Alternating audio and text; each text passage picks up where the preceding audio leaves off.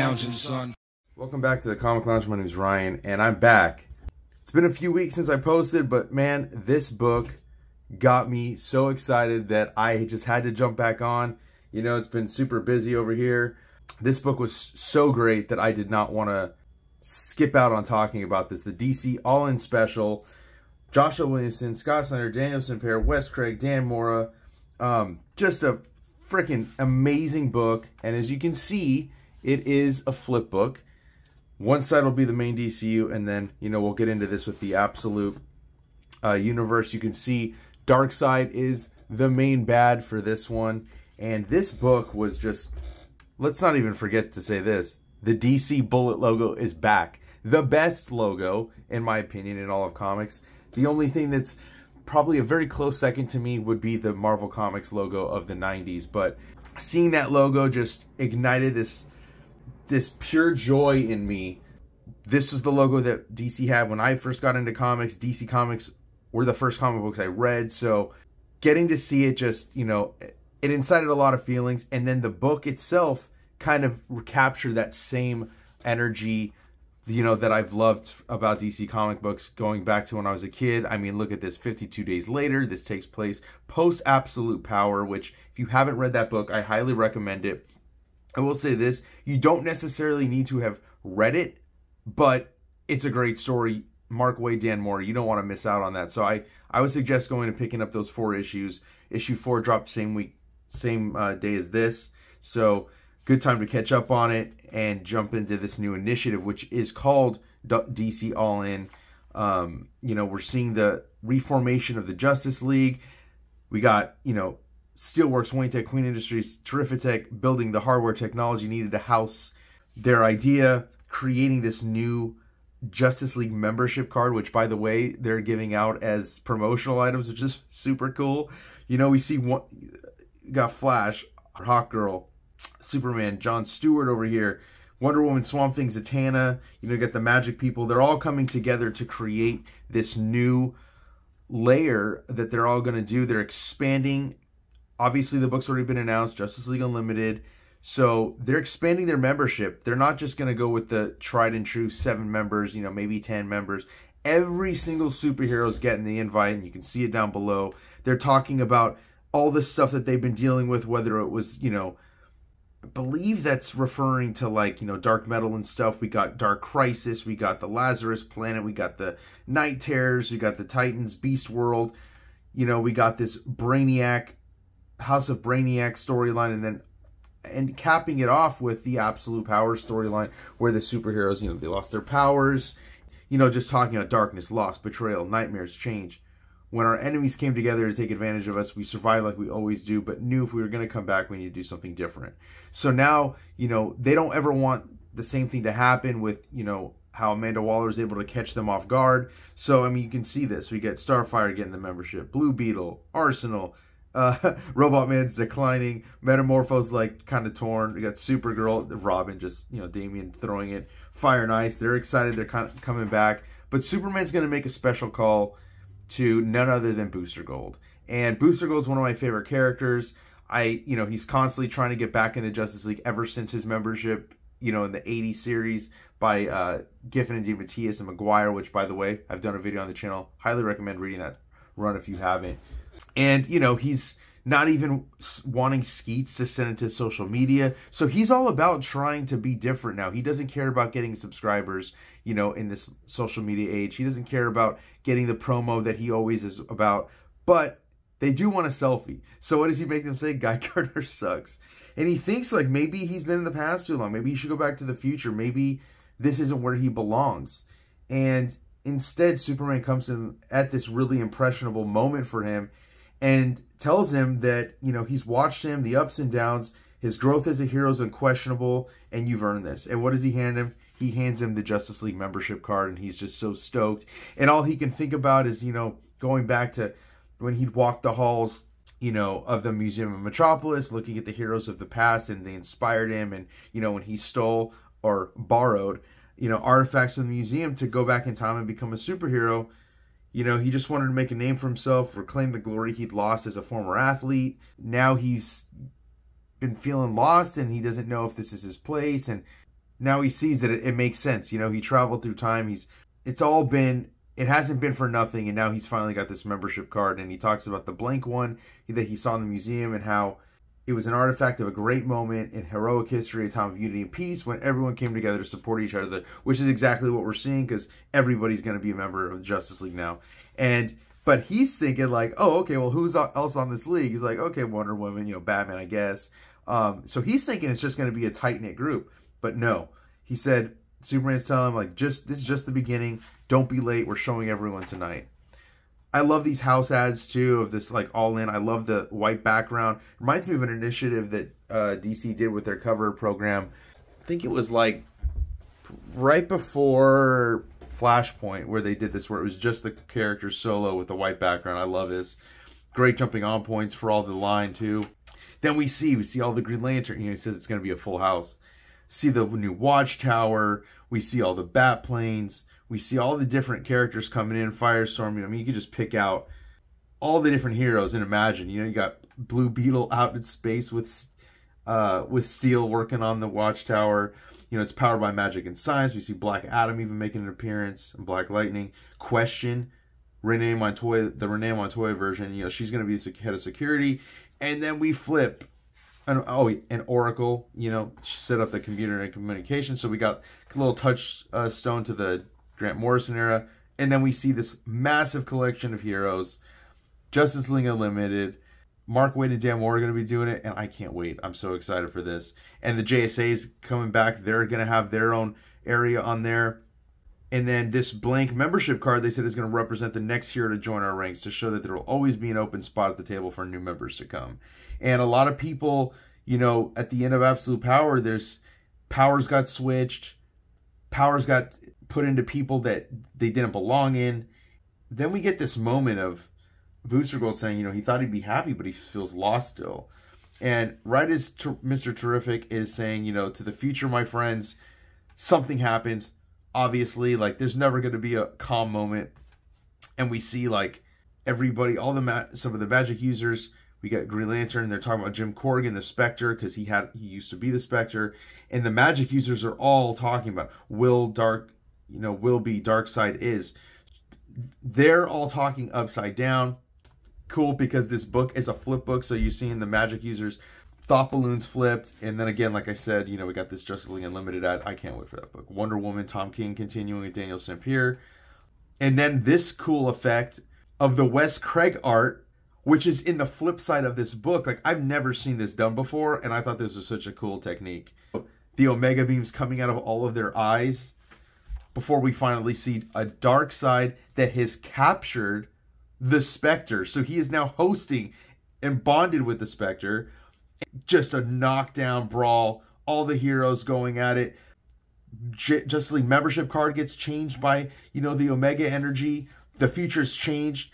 They can't go back now. So Skeets is like, the future's even different based on what Darkseid is doing. And he's just tearing through them. Shout out to this cover pro. Again, I love this stuff right here. It's so awesome. And Darkseid just, you know, he's bashing at them. He wants to know what's been hidden from him. This was his goal because he felt like something was wrong. He knew that something was off. So what did he do? He's created something that enabled him to become the Spectre also. You'll see that in the flip side.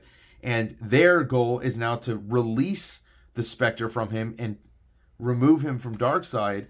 And, you know, look at him. Like, he doesn't even care. Men may fear lasso of truth, but not Darkseid. The truth is all I was after this day, and now I found it, and it's glorious. So he got what he wanted, and now he doesn't even care. You know, he basically is going to allow the Spectre to be ripped from him. Superman's endowed with magic power, which is crazy, using, you know, magic talking backwards like Zatanna. And then we see this. And then he gets what he wants. He just wanted to end his life. I forgot to mention that, too, when I showed it. His hand is cut off and an axe is attached to it. Kind of feels like this is all part of his plan. Well, guess what? It is. And Superman just tells everyone to return to their stations. We have our first mission. And the look on his face just tells you everything. Everything is bad. There's a tear in the multiverse. The multiverse has now been cut off from them. Which actually happened in Absolute Power number 4. And now, after Darkseid's death, Mr. Terrific said they noticed something, a hidden world. and he calls it the Elseworld. And now this is the Alpha World. This took place all the way back in Dark Knight's Death Metal 7. So this is tying in a bunch of stuff. Even got Orion coming in for the New Gods. New God series is coming out. I mean, just so much cool stuff is happening in DC. If you're a DC fan, this is a great time for you and a lot to be excited about. And so somebody's got to go there. And so they say only time travelers can go there. So who recruits himself, or who raises his hand? It's none other than Booster Gold. And like, looking so heroic, nothing about him being a joke. They send him in. He gets transported into this world. This was that preview image that was all online, like, oh, who's the new member? And it's Booster Gold. He's been transported, and he sees the Daily Planet, the Omega symbol, Darkseid's. He's cut off from them. He can't contact them. And his ring is even changed. He's found where Darkseid is, but he realizes something. Oh my God, I know where I am, because he's finally found his army, and it's the Legion under Darkseid's control. So let's flip over now. And now we get the backstory of, you know, Darkseid and how he came to be with this. Beautifully drawn by Wes Craig, who have never seen draw a DC comic, and my God, I want more. This is phenomenal. I wouldn't mind a Darkseid like book by him, but you know, he's created this machine. It's called the Miracle Machine, and it requires blood. So this is how Darkseid loses his hand. He cuts his own hand off, uses his blood to power it, but there's more that's needed. As his army and his kids, you know, we got Kalibak coming, and he's like, look, I've created your greatest army, you know, including Daxamites, Azarnians, White Martians. The rest of his kids are talking to him, and he just doesn't want to, he doesn't care. He's like, no, I don't care what you've brought. You know, we got Grail coming in. He tells Kalibak, he's like, you know, it's a hunger inside me. I need to know, which means I have no more need for you, for any of you. And he blasts him away, and he's like, you can see Kalibak, we're your blood. We'll not leave you. Whatever you're seeking will help. So he's like, you can see the look. Okay, you can help. But obviously Darkseid's got another ulterior motive, right? Kalibak says thank you. And they call him by Uaxis, and I forgot that that's his real name. And I didn't remember until this, but Granny Goodness is obviously distraught at what she's about to see. Here we go. We got the Absolute Batman ad. Darkseid murders his kid and uses his blood to finish off the machine. And that's how he now traipses across the DC universe. He goes into hell, doesn't get what he needs. He goes to heaven. He doesn't get what he needs. Nice little appearance by Zoriel. Now he goes to the dark side of the moon, and who does he see? He sees none other than Eclipso. And Eclipso holds sway over him. He holds powers over him. He's like, there are few beings as powerful as the great Darkseid, but here, where the light doesn't shine, Eclipso is stronger. So he's able to pull the Omega beams, deflect them. And even though Eclipso thinks he's about to take care of him, no. Darkseid set a boom tube timer and explodes him, kills Eclipso, and calls checkmate. Got the Absolute Wonder Woman ad, Absolute Superman ad, by the way. We'll call those out. And now we see something's in chains, and it's this door that goes into a dungeon, and Jim Corrigan, a.k.a. the Spectre, has been trapped by Eclipso. Then we get the Quintessence, and they come in, and they go against Darkseid, and they're telling him, like, you can't force the Spectre to bond with you. Nobody can force him if he doesn't want to. And he calls them out. He's like, well, actually, I built a miracle machine, so now all I have to do is make a wish. And his wish is to bond with the Spectre. And watching him ripped and merged with Darkseid, he just wants the truth. He wants to know what's been hidden from him. And so now he's going to learn. And it goes all into this, where it explains how, you know, life emerges from the dark, races onward. Everything has a balance. There's a raw simplicity to it. For at its core, it's life, a force that expands, multiplies against all odds. Life emerges from the dark and races onward. It is hope. And if there's a being who embodies that hope, that energy, it's Superman. But there's an opposing force to all that, and that's Darkseid. And he's the true source wall that holds it all back.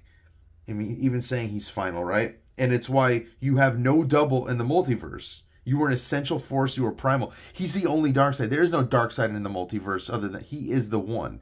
And so it says when life consolidated, you so were you, but as life expanded, aspects of you and your energy were channeled to every world to hold back life, to challenge it. When the multiverse expanded into an omniverse, those aspects were scattered further, making you, your physical being, less. That's the diminishment that he felt, but it is also natural.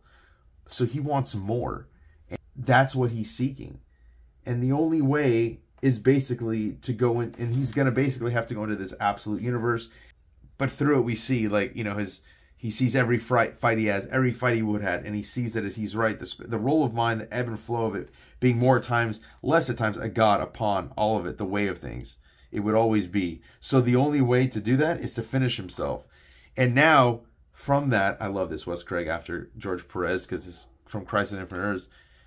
He let the specter be torn from him, and he opened himself to death. And as he's born again, he's alone, but no relationship to Earth, to the Kryptonian, to anything. If that world is driven by life and hope, this one will be driven by challenge, by turmoil. And that's why we see Wonder Woman, you know, not raised in paradise, but raised in hell. Batman, where all their advantages are gone, where they are the small chaos rather than the system itself. A world where hope is the underdog, where it is the villain, the opposing force, and where they will have to burn brighter than ever before to survive it all. And then we come back, and now we see how Booster Gold has been trapped. He knows, he found Darkseid, he knows where he is, he's going to try to send the warning back, but then we get this, again, come back to the flip. This DC All-In special, by far my favorite book of the week. I highly recommend it. Go to your shop, pick it up, add some of the absolute titles to your pull. You won't be disappointed.